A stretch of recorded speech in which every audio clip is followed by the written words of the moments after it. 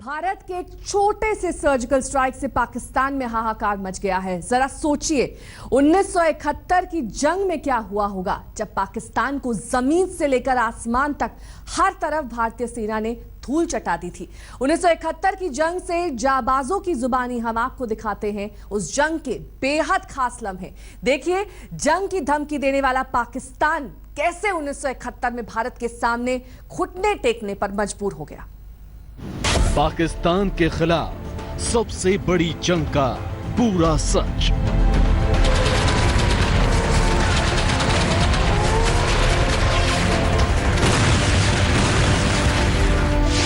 भारत ने कैसे बदल दिया पाकिस्तान का नक्शा।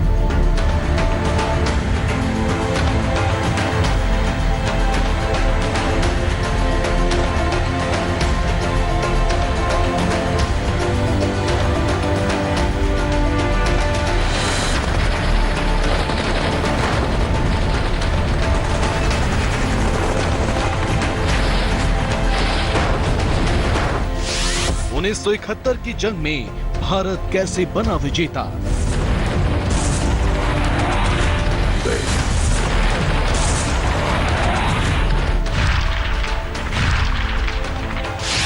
जंग के हर मोर्चे पर कैसे हारा पाकिस्तान।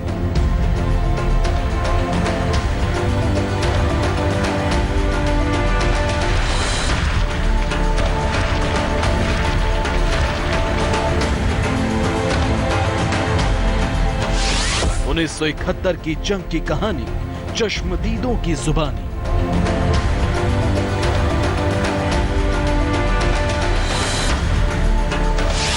कर्नल हफीज सिद्दीकी 1971 की जंग के हीरो। कर्नल बलजीत सिंह 1965 की जंग के हीरो।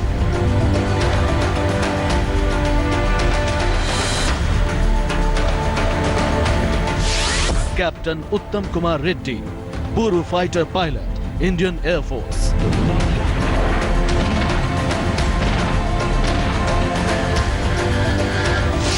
हवा में कैसे मात खा गया पाकिस्तान।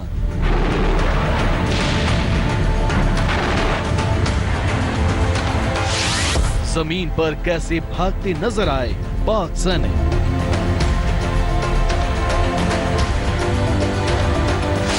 5 महीने की जंग में कैसे बिखर गया पाकिस्तान।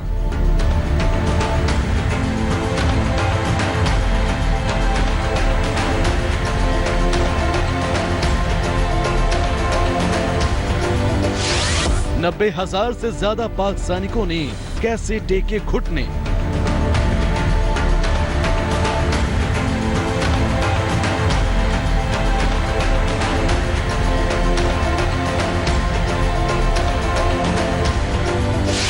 आज की पीढ़ी के सामने 1971 का पूरा सच।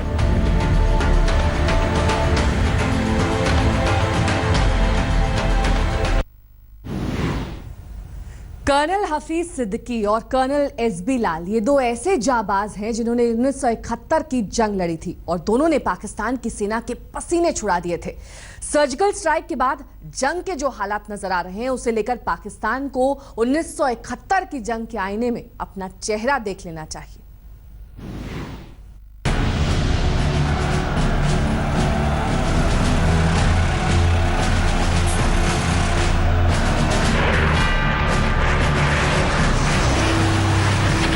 Pakistan launched a full-scale war against us. 1971 वो साल जिसने सारी दुनिया के सामने भारत का बेमिसाल पराक्रम देखा।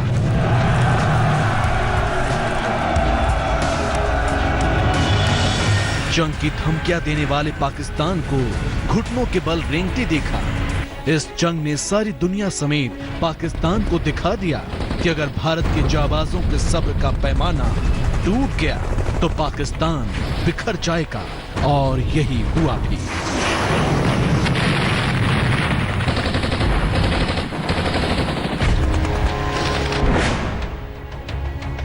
भारत की तत्कालीन प्रधानमंत्री इंदिरा गांधी ने हाई लेवल मीटिंग की। देश के आर्मी चीफ से कह दिया कि पाकिस्तान को सबक सिखाने के लिए जंग करनी पड़े तो इसकी परवाह ना करें। I don't think we can shut our eyes to the situation in a neighboring state. Indira Gandhi को ऐसा इसलिए कहना पड़ा क्योंकि उस वक्त भारत के पूर्व में बसा पाकिस्तान का वो हिस्सा जिसे अब बांग्लादेश कहा जाता है, वहां नरसंहार हो रहा था। पाकिस्तानी फौज के जुल्म बढ़ रहे थे और बांग्लादेश ने भारत से मदद मांगी।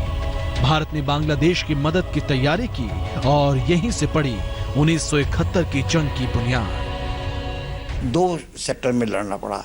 एक तो बांग्लादेश का था जिसमें बांग्लादेश को ईस्ट पाकिस्तान था जिसको बांग्लादेश बनाना था, और हमने ईस्ट पाकिस्तान को टोटली फ्री करके बांग्लादेश बना दिया। ये हैं कर्नल हफीज सिद्दीकी। इन्हें कर्नल जाबाज भी कहते हैं। चेहरे पर भले ही उम्र का असर दिखने लगा हो, लेकिन 1971 की जंग का हर लम्हा कर्नल साहब की आंखों और यादों में अब भी ताजा है। जंग में इनकी और इनके साथियों की जाबाजी की दास्तां जरा गौर से सुनिए। पाकिस्तान को 2 हिस्से के था, एक हिस्से में ला के रख दिया, और 71 में हमने कारगिल में भी लड़ा, और कारगिल में 30-40 पिक्टोरियल्स हमारे जीता है, और जो बड़ी बड़ी ऊंची हाइट की थी सारी हमने वहां कैप्चर की। 1965 और 71 की जंग में शामिल रहे कर्नल हाफिज सिद्दीकी साफ बयां करते हैं कि उस जंग में भारत के जाबाजों ने फौलादी इरादों के दम पर पाकिस्तानी सेना को घुटने टेकने पर मजबूर कर दिया था। एक तो वो सबसे बड़ी दिक्कत थी हमारी कि नेचर के साथ में, अब मेरी बटालियन के अंदर लड़ाई के अंदर गोली से 20 आदमियों की चोट लगी थी, लेकिन 355 आदमी फ्रॉस्ट बाइट से जख्मी हुए थे, नुकसान हुआ था उनको। पूर्वी पाकिस्तान में हालात बद से बदतर होते जा रहे थे। वहीं पाकिस्तान चीन के दम पर लगातार भारत को उकसा रहा था। नवंबर के आखिरी हफ्ते में पाकिस्तान के विमानों ने बार बार भारतीय हवाई सीमा में दाखिल होना शुरू कर दिया। इस पर भारत की तरफ से पाकिस्तान को चेतावनी दी गई, लेकिन पाकिस्तानी राष्ट्रपति याहिया खान ने 10 दिन के अंदर युद्ध की धमकी दे डाली। पाकिस्तान को उस वक्त ये अंदाजा भी नहीं था कि भारतीय सेना पहले से ही अपनी तैयारी शुरू कर चुकी है। 3 दिसंबर 1971 को पाकिस्तानी विमानों ने भारत के कुछ शहरों पर बमबारी करने की गलती कर दी, और उसके बाद जैसे पाकिस्तान की शामत आ गई। पाक आर्मी की मैनामती के रीजन में एक ब्रिगेड था, तो उनकी हालत इतनी खराब हो गई, चारों तरफ से गिर गए, उनको राशन नहीं था, वो सरेंडर करना चाहते थे। उनके ब्रिगेड के जो बाकी लोग थे जो कि बचे खुचे थे, फिर भी एक ब्रिगेड के बचे खुचे भी लगभग हजारों में थे। उनके बहुत सारे सामान थे, ये वेपन थे, इक्विपमेंट थे उनके पास, और ब्रिगेड हेडक्वार्टर में हम मुश्किल से 70-80 जवान थे, और हमारे ब्रिगेडियर साहब थे, कुछ हम लोग अफसर्स थे वहां पर में। पाकिस्तान की किसी भी नापाक हरकत का जवाब देने के लिए सुरक्षा बलों ने भी कमर कस ली है। जम्मू कश्मीर के द्रास में भारतीय जाबाज डटे हुए हैं। वहां सेना के जवानों की नजर दुश्मन की हर एक हरकत पर है। जाबाज अलर्ट है कि किसी भी अनहोनी से फौरन निपटा जा सके। तो कमांडर को इन्फॉर्म किया जाएगा। ठीक है साहब, आजकल एलओसी के ऊपर तनाव पैदा है। दुश्मन की किसी भी प्रकार की कोई हरकत अगर आपको नजर आती है तो कमांडर को इन्फॉर्म किया जाएगा। ठीक है साहब। संतरी सब ठीक? सब ठीक है साहब। कोई हरकत दुश्मन की नजर आती है तो कमांडर को इन्फॉर्म किया जाएगा। ठीक है साहब। आजकल एलओसी के ऊपर तनाव पैदा है।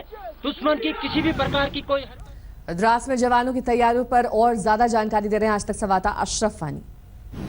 सेना के जवान भले किसी जंग में शामिल हो या न हो, ये कर्तव्य उनके लिए रोजाना काम है। इस तरह से वो हमेशा 24 घंटे किसी भी वक्त किसी भी लड़ाई या किसी भी चुनौती के लिए तैयार रहते हैं। लेकिन अब चूंकि सीमा पर तनाव के हालात बने हैं, उस बीच इस तरह का शारीरिक तौर और मानसिक तौर सेना के जवानों का तैयार रहना काफी जरूरी बन जाता है। अक्टूबर के महीने में जब एक तरफ भारत और पाकिस्तान के बीच सीमा पर तनाव बना हुआ है, वहीं पर ये वक्त समय होता है जब पूरी तरह से स्टॉकिंग कंप्लीट होनी चाहिए सभी फॉरवर्ड पोस्ट्स पे। जो नियंत्रण रेखा पर अलग अलग चौकियां हैं, खासतौर से द्रास और कलगिर के इलाके में, वहां पर पूरी रसद साजो सामान इस महीने में पूरा होना चाहिए, क्योंकि जब भी अब पहली बर्फबारी होगी उसके बाद उन पोस्टों तक जाना और पहुंचना काफी मुश्किल हो जाता है। उस बीच यहां पर इन सेना के जवानों को दो तरीके की तरह से चुनौती है। एक तरफ से वहां पर सीमा पर निगरानी करना, पोस्टों तक पहुंचना, और दूसरी तरफ वहीं उन पोस्टों को जाड़े के 6 महीने के लिए पूरी तरह से साजो सामान और जरूरी सामान से पूरी तरह से उनको भर देना। तो कहीं ना कहीं ये चैलेंज सेना के जवान नियंत्रण रेखा पर अब पूरी तरह से और मुस्तैदी से निभा रहे हैं। कैमरामैन रूफ अहमद के साथ अशरफ मानी, LOC आज तक। इसी के साथ वक्त हो चला है एक छोटे से ब्रेक का। बने रहिए हमारे साथ, देखते रहिए आज तक।